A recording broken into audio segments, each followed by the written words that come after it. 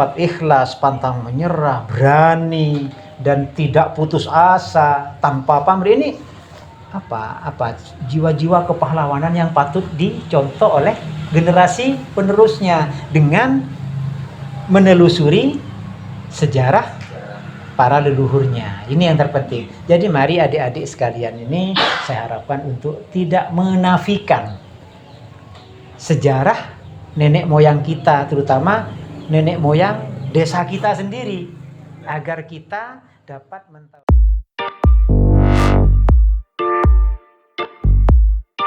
Kalau budaya asli, budaya murni milik Widoro Payung, saya pikir tidak ada. Saya pastikan tidak ada.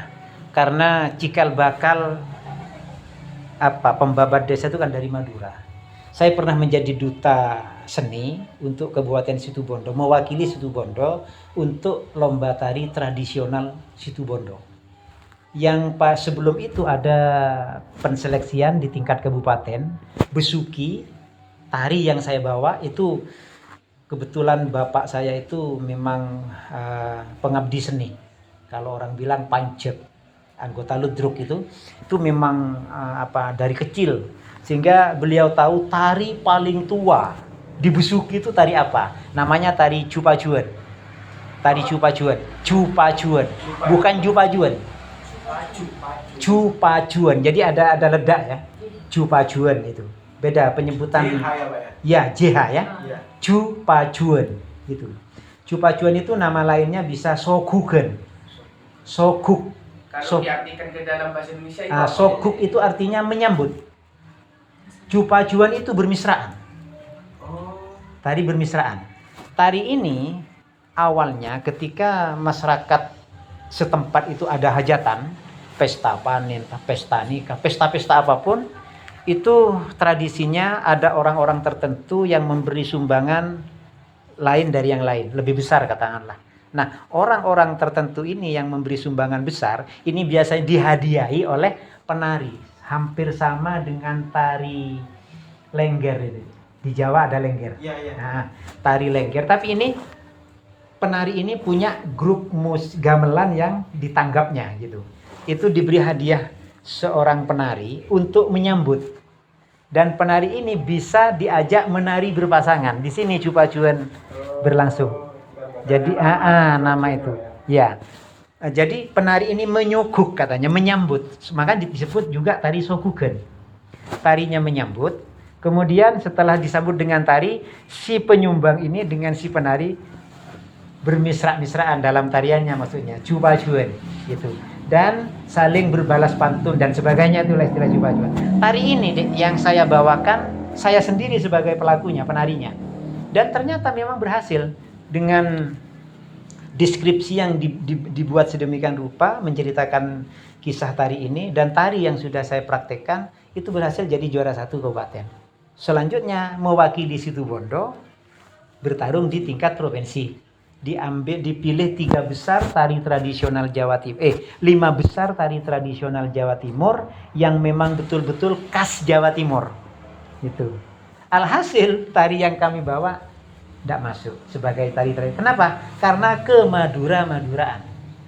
Memang gendingnya Madura, gerak tarinya Madura, gamelan Madura.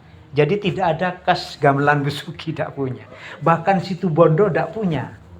Baru menciptakan Situbondo. Lantung itu ya Pak? Lantung itu sebenarnya coba marwahnya marwah Madura kan masih. Jadi sulit lah. Beda dengan Banyuwangi yang punya ciri khas tersendiri gandrungnya itu. Gendang. Walaupun itu mirip Bali, tapi nuansanya beda dengan Bali, itu sulit. Jadi Jember, Bondowoso dan Situbondo tidak punya ciri tradisional, baik dari seni, bahasa, budayanya tidak punya. Iya, di bawah Kanisuki tidak punya. Karena kenapa? Karena memang yang babat Ki Ronggowarsito, yang babat Bondowoso itu masih sefamiliar dengan Ki Pati Alos. Yang babat Situbondo, Aryo Situbondo itu ya memang keluarganya Ki Pati Alos. Aryo Situbondo berarti itu yang babat Situbondo. Yang babat Situbondo, Aryo Situbondo. Dengan tetek bunginya sampai Rengganis lari ke gunung lereng Rengganis itu Karena putrinya yang saya sempat baca itu putrinya seorang wedana zamannya itu yang cantik jelita, lalu digandrungi oleh Pangeran Aryo Situbondo, tapi si putri menolak, akhirnya si bapak dilepas jabatan, akhirnya jadi pertapa. Tapanya di Gunung Rengganis, termasuk si putri ini, karena tidak mau dengan Pangeran Aryo. Ya mungkin mau dijadikan gundik keberapa, mungkin begitu kan, zaman kerajaan kan waktu itu. Itu yang saya tahu. Kan sampai saat ini katanya legenda menurut Iya. cerita masyarakat. Aryo Gajah Situbondo itu udah ketemu makamnya. Itu yang saya tidak tahu. Beberapa makam situs makam yang sempat saya baca cuma apa yang di Gunung Ringgit ini. Gung siapa itu? Raden Agung itu, dan yang Rengganis itu. Selebihnya saya tidak tahu. Kalau Aryo Situbondo itu melacakan makamnya itu tidak tahu saya. Jadi di sini ada 3 era ya, Pak ya.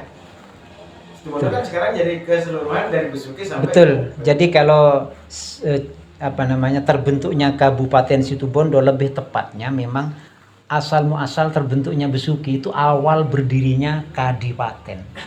Tingkat kadipaten kan. Kalau nama Situbondo saya tidak tahu tahun berapa. Kalau nama Situbondo itu saya tidak tahu. Tapi kalau terbentuknya kadipaten, saya kelas 6 SD, Dek. Tahun 76 itu, Dek ya. Saya kelas 6 SD. Di buku geografi itu masih Kabupaten Panarukan. Tahun 76. Di buku teks resmi pelajaran SD saya masih ingat itu Kabupaten Panarukan. Tetapi ibu kotanya, karena Panarukan itu wilayahnya terhimpit sungai, gunung dan laut, sempit sekali Panarukan. Pusat pemerintahannya di Situbondo yang sekarang. Memang pusat pemerintahan di Situbondo, tapi nama kabupaten Panarukan. Saya cuma tidak ingat sampai tahun berapa Panarukan ini bertahan. Saya kurang periksa, saya kurang memperhatikan. Apakah SMP saya itu masih Panarukan ya? Tapi ketika saya SPG, ketika saya di SLTA kelas 1 itu sudah jadi Situbondo tahun 80. Berarti baru nama Situbondo ya, Pak ya? Kalau kabupatennya, kalau untuk Kabupaten Situbondo baru itu. Kalau kabupaten. Tapi kalau nama saya tidak tahu. Apakah peringatan Harjakasi itu ya? Hari jadi Kabupaten Situbondo itu apakah hari jadi kabupaten? Kalau hari jadi kabupaten berarti mengambil dari terbentuknya Kadipaten Besuki. Yang adipatinya ada di Bloro makamnya. Adipati pertama. Raden Aryo. Pangeran Aryo siapa? Di Bloro ada, situs makamnya ada. Itu. Kalau Harjakasi itu berangkatnya dari jadinya kabupaten. Karena dari Besuki, saya tidak nutut kalau kapan Kabupaten Besuki itu berakhir, saya tidak tahu.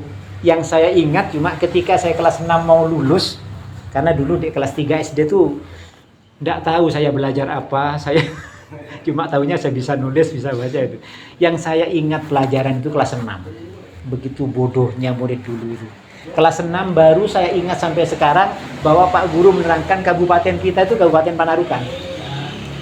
Dan memang di petanya itu, di peta yang seperti sekarang sudah, itu yang tebal kota Panarukan memang, bukan Situbondonya. Yang saya pernah melihat peta dunia itu masih Panarukan. Panarukan, betul.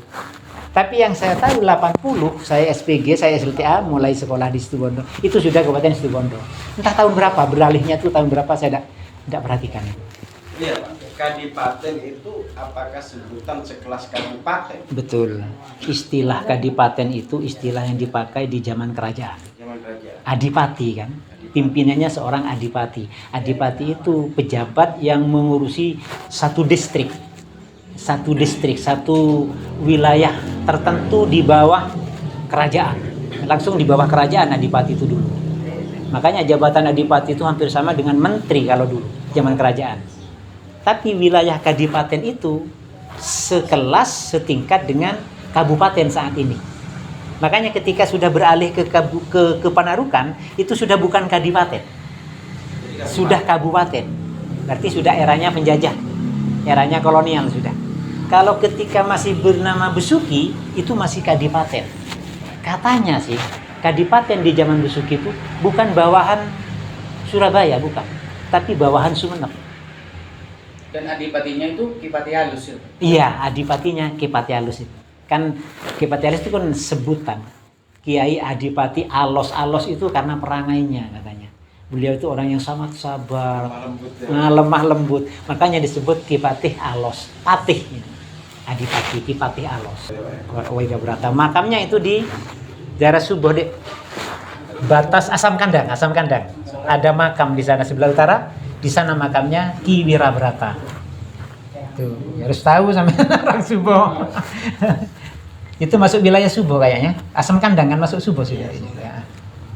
Untuk memahami itu yang di wilayah sendiri ya, dari Besuki sampai ke Widorapayong itu.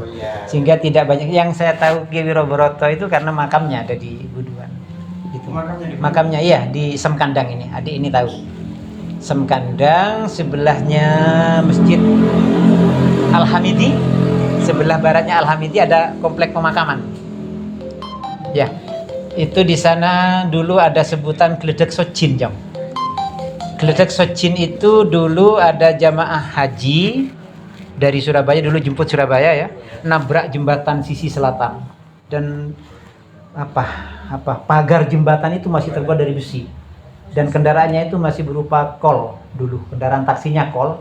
Ini nabrak itu dari ujung depan tembus ujung belakang itu tertusuk penumpang, ada 4 penumpang dari supir sampai penumpang paling belakang tertusuk, tersate. Itu Dek Socin gitu ya.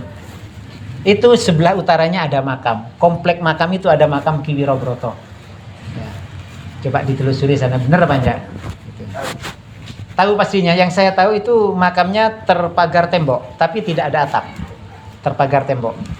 Saya sempat begitu saya dengar seperti apa makam Ki Wirabroto yang katanya perwira perangnya Kadipaten Besuki, saya meluncur ke sana. Itu. Dan memang ada ternyata. Termasuk Bujuk kan, ya, itu Cibuyut juga. Karena sebutan untuk ras Madura, suku Madura itu, Bujuk itu adalah leluhur yang sudah berjasa pada kita. Itu disebut Kibuyut lah kalau Jawa itu. Kalau Madura disebut Bujuk. Bujuk itu bukan sebutan penghargaan sebenarnya. Tidak sekedar leluhur, tetapi leluhur yang punya peran penting dalam kehidupannya bagi kehidupan kita sampai saat ini gitu namanya. Seperti jadi petinggi, jadi kepala keamanan, seperti itulah. Seperti Juk Prabut ini dengan membabat wilayah Dukuh Tengah, otomatis beliau dijadikan kampung istilahnya kalau sekarang. Bujuk yang ditugaskan membabat di satu daerah area, blok, maka otomatis dia kepala bloknya, kampungnya. Kalau Tunjang Selatan Juk Ranmi, ya Juk Ranmi itu kampungnya sudah. Gitulah. Dan Bujuk blok ini nanti kalau musyawarahnya ke Bujuk Kambengan ini sebagai pimpinan buyut pembabat Widorapayong itu yang saya tahu begitu ya. Yang Kipati Alus ini kan aneh Pak ya, ketua atau pemimpin dari para Bujuk ya. Dari leluhur kita ya. Itu ya. Apakah ada peninggalan dari Kipati Alus sendiri? Kalau peninggalan berupa kebendaan ya tidak terlalu tua. Yang ada itu cuma rumah tempat tinggal, rumah dinas. Rumah dinas lah itu rumah tua yang di Situbondo ini paham kalau rumah kona itu yang kayu lambeng itu sampai 1 meter lebarnya itu. Kalau sekarang menyebutkan pintu 1 kayu ya Pak? Iya, pintu 1 kayu. Itu sekarang yang bertahan cuma induknya. Itu pun sudah bukan berupa situs. Sudah disewakan, disayangkan memang. Dan masih ada juga. Kalau ada kolektor mungkin itu diburu Pak? Diburu pasti. Soalnya kayu jati 1 meter itu bisa jadi 1 pintu kan? Iya, katanya. betul. Nah itu di samping rumah tempat tinggalnya Kipati Alus itu tempat tidurnya juga lagi. Itu saya tidak pernah lihat, cuma kata orang-orang itu pakai 6 kaki. 6 kaki. Jadi tempat tidur itu ada 6 penyangga. Pojok-pojok sama tengah. Tengah ya, tengah 6 kaki. Bentuknya ya seperti ukiran-ukiran umumnya, ukir telengkongan itu. Tapi ukirnya lebih ke Karduluk Madura, bukan ke Jepara. Ukiran Karduluk Madura.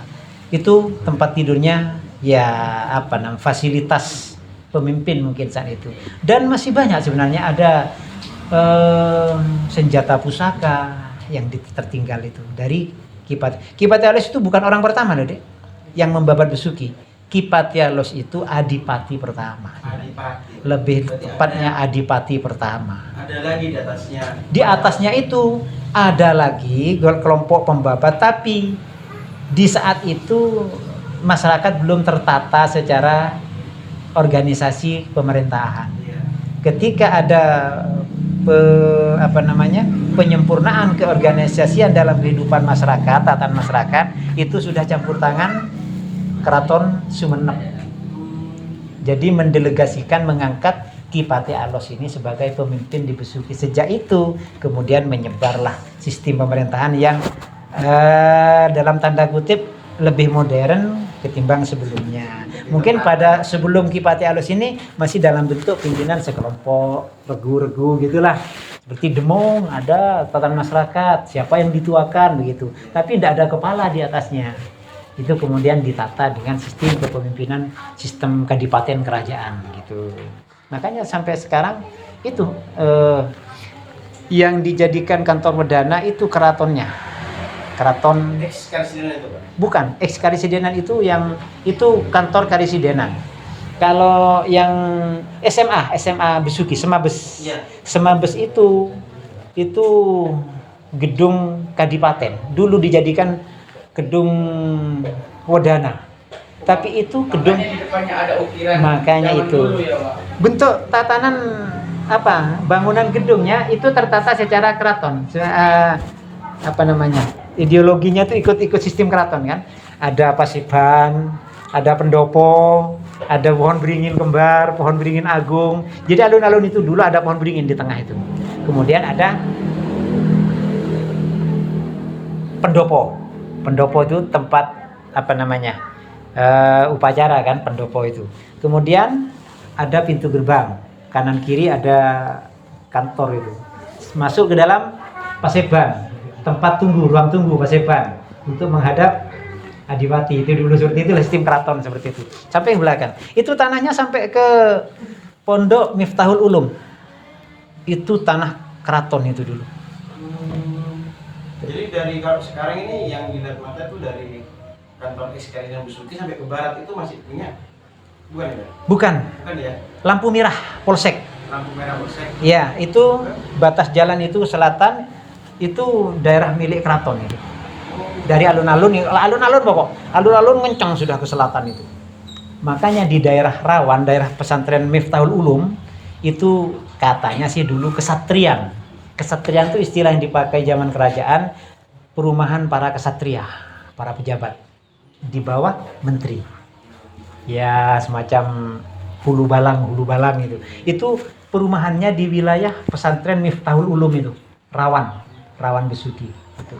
Pak, sebelum mengakhiri perbincangan ini di sore Iya. ini, apa pesan Bapak buat anak muda Besuki terutama di lokal ini?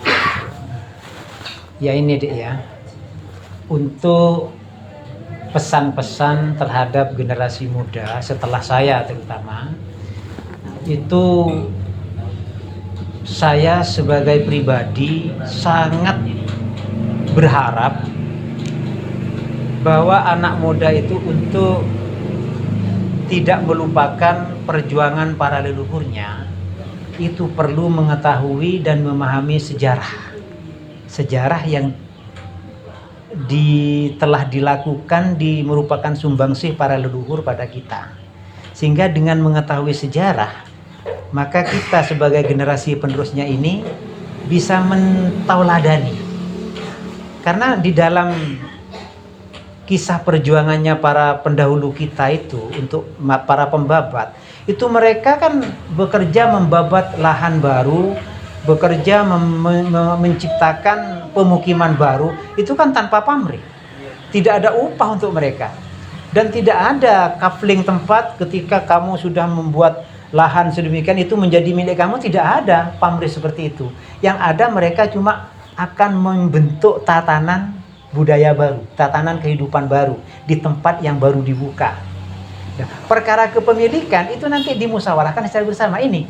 Jadi sifat ikhlas, pantang menyerah, berani dan tidak putus asa tanpa pamrih ini apa jiwa-jiwa kepahlawanan yang patut dicontoh oleh generasi penerusnya dengan menelusuri sejarah para leluhurnya. Ini yang terpenting. Jadi mari adik-adik sekalian ini saya harapkan untuk tidak menafikan sejarah nenek moyang kita, terutama nenek moyang desa kita sendiri, agar kita dapat mentauladani dan melestarikan sifat-sifat juang dari para leluhur kita. Itu saya kira. Jadi mari kita jangan mengabaikan. Karena sudah saya share lewat Facebook, itu kemudian ditindaklanjuti. Saya malah berharap apa yang saya tahu ini bisa berkembang. Mungkin ada pihak lain yang bisa melebihi pengetahuan yang saya tahu, itu akan lebih baik. Karena yang saya tahu itu sangat sedikit dari yang terjadi sebenarnya, kan itu dia ya.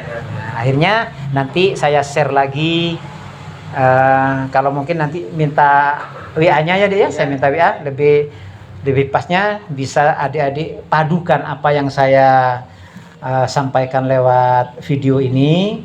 Silakan diedit sana sini yang perlu, asalkan tidak keluar dari koridor kesejarahan yang ada. Kalau ada misalnya hal-hal yang tidak sama atau berseberangan dengan penutur lain, itu karena memang pengetahuan kami sedikit dan narasumber yang kami tanyakan itu memang sudah sangat jauh dari penutur yang sebenarnya. Itu saja, Dik. Terima kasih. Assalamualaikum warahmatullahi wabarakatuh.